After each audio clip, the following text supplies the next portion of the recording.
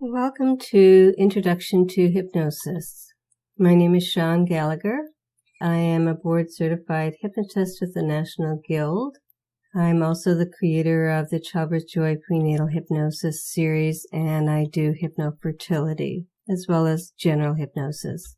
I've been a childbirth educator since 1986. I want to guide you today in just learning a little bit more about what hypnosis is. In general, when we're doing hypnosis, it's a state of mind where we're more receptive to suggestion. Most people find that hypnosis is a pleasant, altered state. It encourages an inward focus. Hypnotists call this state trance. One way of thinking about hypnosis is the different brainwave states. Our brains are electrical in nature. Apparently, our brain can power a 60-watt light bulb because of the electricity it generates. And we have different brainwave states that we'll talk about later. In essence, the state of trance is the alpha state and the theta state that we're in and out of during our day. So trance is a common state. It's a natural, everyday experience. We're all in and out of trance. So trance would be the state. And when we're in hypnosis, we're in that trance state and we're more receptive to suggestion. So when suggestions are provided, we're more likely to receive them and absorb them. There's lots of different activities as humans that we do that encourage the trance state, whether that's entertainment, watching sports, being out in nature. In driving, they tell us to not pay attention to the white line. They call that white line hypnosis. You want to be paying attention to many different things while you're driving to break the driving trance state. When we fall in love, that would be considered a state of trance because we've got this inward focus. We're paying attention to a lot of the intense feelings that we have, and we're very focused on our loved one. When we daydream, that's a natural state of trance. We're using our imagination. Pregnancy and birth are times in our life where we naturally spend more time in the state of trance. Paying attention to digital devices puts us into light states of trance. Working out, sports, activity, being focused on another, like our baby, or an activity. Be creative. When we go to sleep, when we wake up, those are natural states of trance where we're not exactly completely conscious, but we're not unconscious either. When we look at the definition of hypnosis, many different ways to look at how we define hypnosis. For our purposes, we're going to go with the definition provided by Dave Ellman in his well-known book, Hypnotherapy. Hypnosis is the bypass of the critical faculty, we'll talk about that in a minute, and it's installing selective thinking. When the critical faculty is bypassed, the mind is more open to receive the suggestions provided. So with hypnosis, we're focused, we're bypassing the critical faculty, providing selective thinking. When we're in a hypnotic state, it means that the unconscious mind is more receptive to suggestion. And so when we think of critical faculty, it's the part of the mind that's analytical and logical, that's conscious.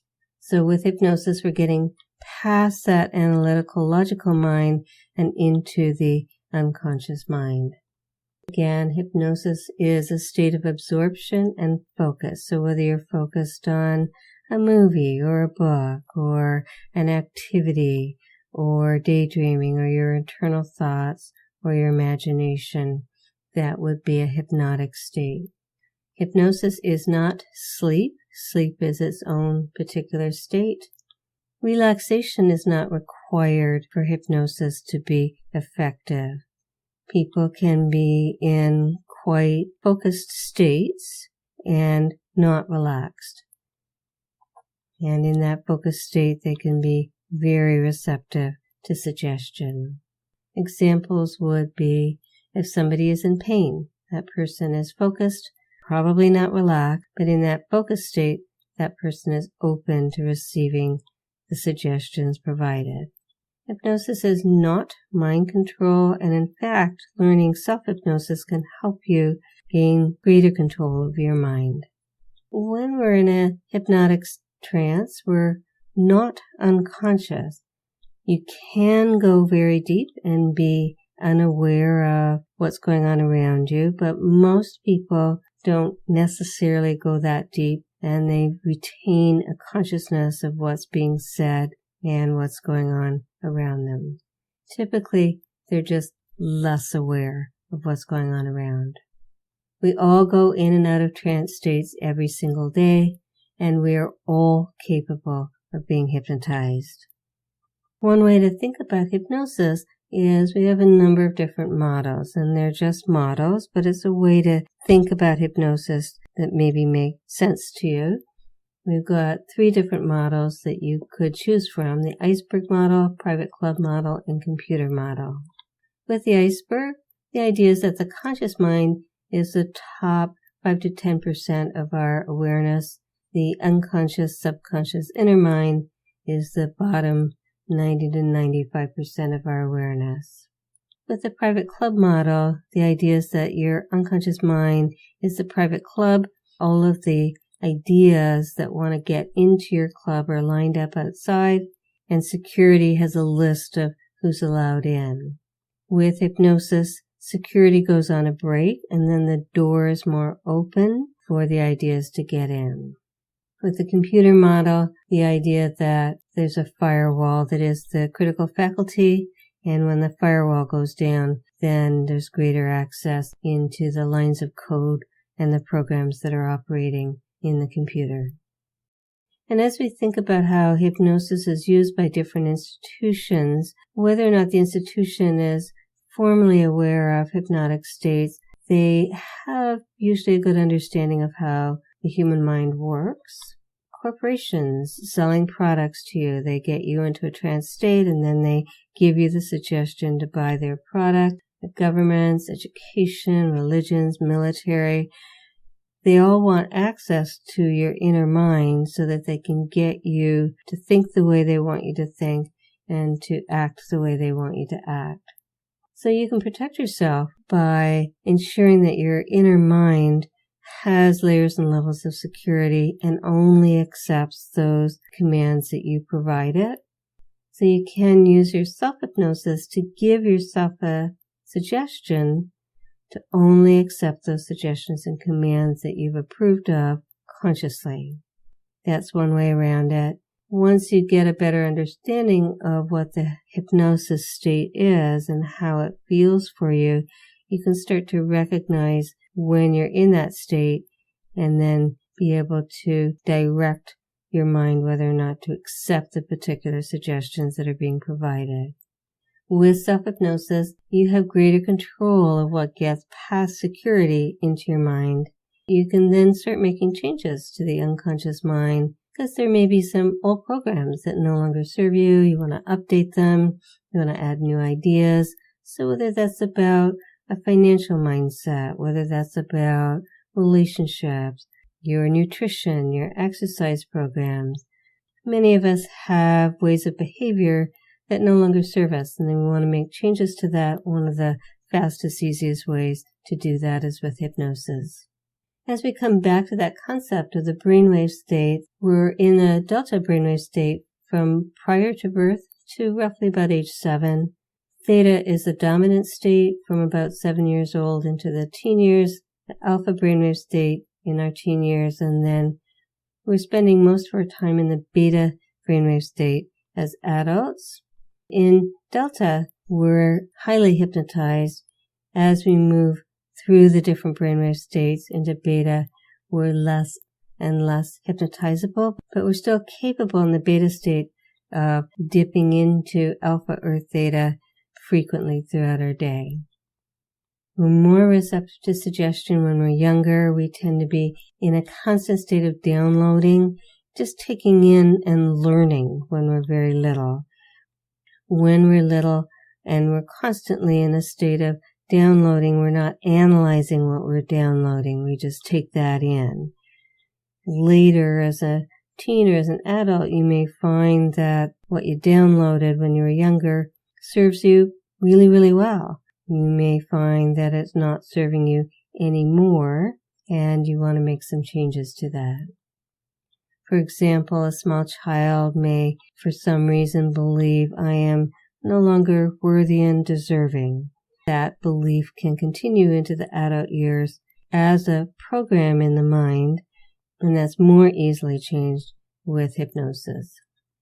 So as you make changes to your self-talk, allowing yourself to be more supportive, more helpful, more resourceful, the kinds of things we say to ourselves are really important. As a skill, hypnosis is something that we get better at with practice. Some people are naturally more talented at hypnosis, and others find they need to do a bit more work. As mentioned before, we are all capable of being hypnotized, and you can improve your skill set with this with practice. And as we understand that all hypnosis is self-hypnosis, that as you're hypnotizing yourself, you might start to think about what you're hypnotizing yourself with. Is it resourceful? Is it helpful? Is it serving you? Is it helping you achieve your goals? As we go back to the brainwave states, the gamma state is a learning state. Beta, we're in the awake, alert state. Alpha and theta are the trance states. Delta would be sleep.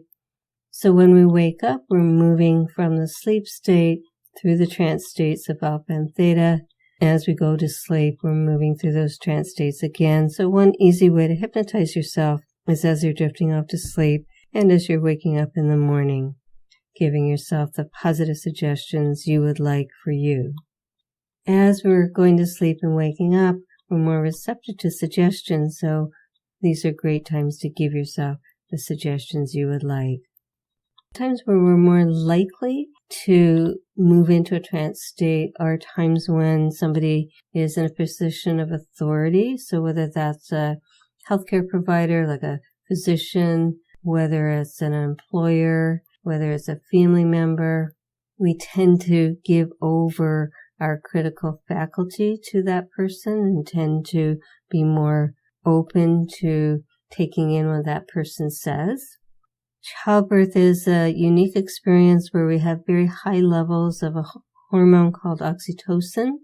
That, plus the repetitive nature of the birth contractions and the awareness of pain, put us into highly hypnotizable states. In childbirth, it's important to be giving ourselves the suggestions that we want. Experience like sex involves both oxytocin and imagination. That would be what we would consider a trance state. And as mentioned earlier, activities like athletics, entertainment, and so on are hypnotic states. As you come to the awareness that your unconscious mind really wants you to be successful, its primary job is safety and survival. It wants you to do well, and it's looking out for you, making friends with your inner mind, and providing it the guidance that you would like is really important for having the kind of life that you would want. So thank you for joining me today, and if you have any questions or comments, I'd love to hear from you.